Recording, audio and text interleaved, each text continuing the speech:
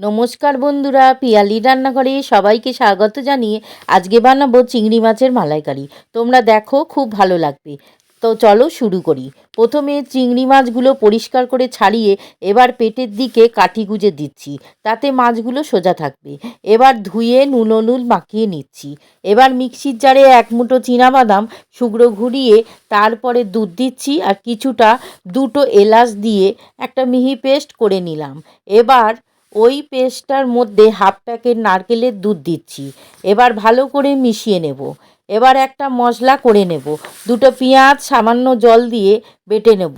এবার কড়াইতে 2 চামচ তেল গরম হলে চিংড়ি মাছগুলো ছেড়ে হালকা করে ভেজে তুলে নেব।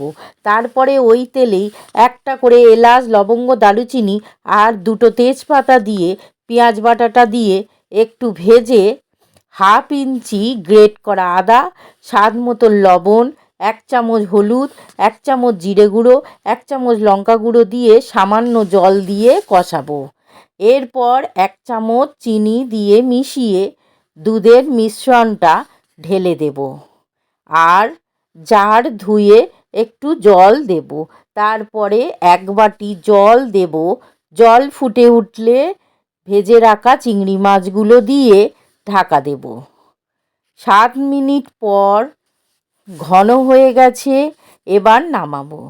বন্ধুরা, নারকেলের দুধ দিয়ে তো মালাইকারি অনেক খেয়েছো।